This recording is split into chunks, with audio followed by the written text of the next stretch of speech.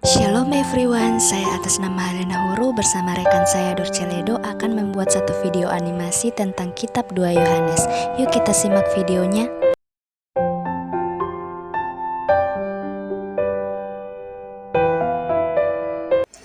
Penulis, tempat, dan waktu penulis surat 2 Yohanes. Penulis kedua surat ini sama. Hal itu nyata dari kesamaan yang terkandung dalam kedua karangan ini. Penulis menggunakan gelar Ho Presbiteros yang artinya tua-tua atau penatua.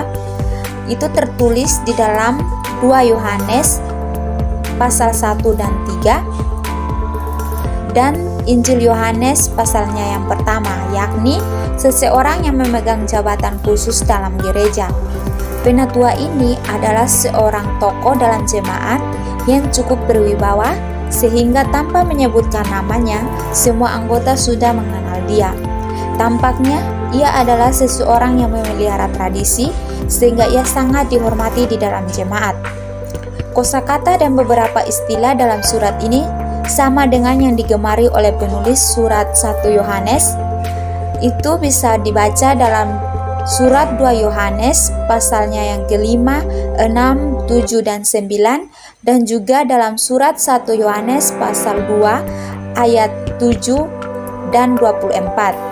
Para penyesat yang tampil dalam surat 2 Yohanes pasal 1 ayatnya yang ke-7 sama dengan yang dikecam dalam surat 1 Yohanes pasal 2 ayatnya yang ke-18 dan pasal 4 ayatnya yang ke-1. Namun demikian, kita tidak mengetahui siapakah penatua ini sebenarnya.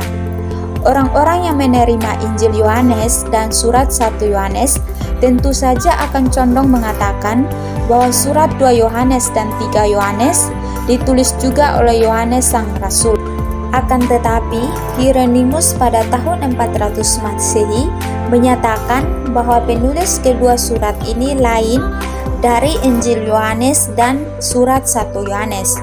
Untuk mengetahui siapakah penulis ini perlu dilakukan penelitian lebih jauh lagi. Jadi, penulis surat ini tetap belum jelas. Yang pasti, penulisnya adalah seorang Kristen yang berwibawa di dalam jemaat yang disapa dalam 2 dan 3 Yohanes. Tempat jemaat ini juga sulit ditentukan dengan pasti. Mereka tentu saja masih berada dalam satu lingkungan dengan komunitas Injil Yohanes dan surat 1 Yohanes. Bila demikian, maka kita dapat menduga bahwa jemaat ini berada di daerah Syria. Surat ini sama sekali tidak memberitahukan kepada kita tentang waktu penulisannya.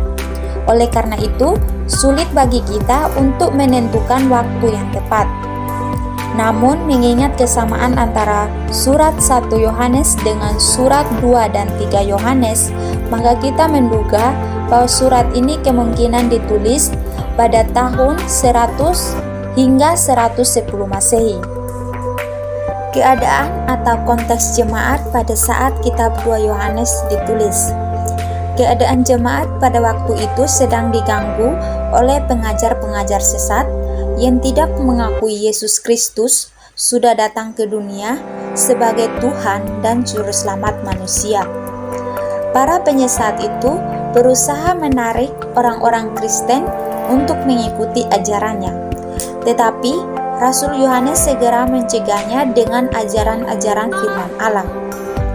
Jemaat yang dibingungkan dengan ajaran sesat dalam surat 2 Yohanes dialamatkan kepada ibu yang terpilih dan anak-anaknya. Maksudnya, ungkapan ini adalah suatu jemaat atau jemaat rumah beserta anggotanya atau anaknya. Sedangkan salam bagi anak-anak saudaramu yang terpilih merujuk kepada sebuah jemaat lain. Dalam surat 2 Yohanes pasal 1 ayatnya yang ke-7, sang penatua mengingatkan tentang para pengajar sesat yang berkeliling dari satu jemaat ke jemaat yang lain. Para guru sesat itu tidak mau mengakui bahwa Yesus Kristus datang sebagai manusia atau dalam bentuk daging. Oleh karena itu, sang penatua menyebutkan mereka sebagai antikristus.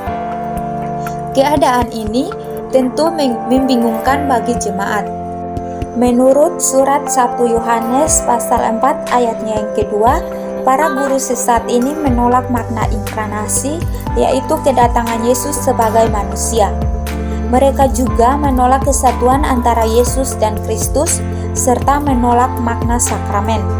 Dari ciri ajaran ini kita dapat menyimpulkan bahwa para guru sesat ini mengajarkan suatu kristologi yang bersifat dogmatik.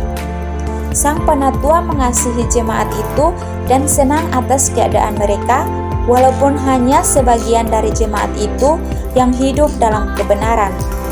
Hal itu tidak menghalangi Sang Penatua untuk mengasihi mereka. Selanjutnya, ia menasihati jemaat agar waspada terhadap bahaya-bahaya yang datang dari pihak penyesat-penyesat yang mengancam iman sejati kepada Yesus Kristus yang telah datang dalam daging.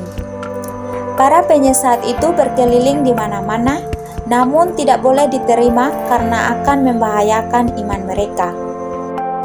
Akhirnya, Sang Penatua meminta maaf atas suratnya yang pendek itu dan berharap ia akan segera bertemu dengan jemaat.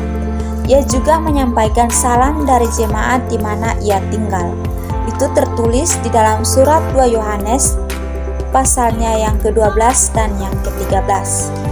Pokok teologis kitab 2 Yohanes. Yang pertama, peliharalah kasih satu kepada yang lain.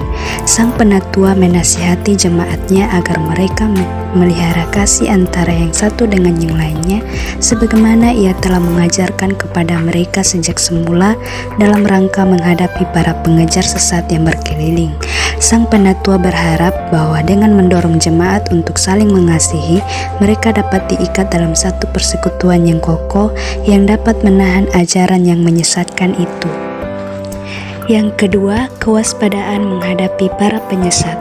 Sesudah memberikan dorongan kepada jemaat untuk saling mengasihi, Sang Penatua mengingatkan jemaat tentang kedatangan para penyesat. Sang Penatua meminta supaya jemaat berwaspada terhadap para penyesat itu. Ia mengingatkan mereka agar berwaspada, bukan hanya supaya pemberitaan Injil di tengah jemaat itu tidak gagal, tetapi juga supaya jemaat mendapat upahnya, yaitu hidup yang kekal. Dari materi kitab 2 Yohanes, dapat kami simpulkan bahwa surat ini banyak berisikan peringatan dan kecaman terhadap guru-guru palsu yang tidak mengajarkan doktrin Kristus yang benar. Mereka malah mengajarkan kalau Yesus tidak sungguh-sungguh bangkit dalam rupa daging, tapi hanya dalam rupa roh saja. Yohanes mengingatkan orang Kristen untuk berhati-hati terhadap guru-guru palsu ini, dan jangan sampai disesatkan oleh mereka. Sekian materi dari kami, semoga bermanfaat. Terima kasih. Shalom.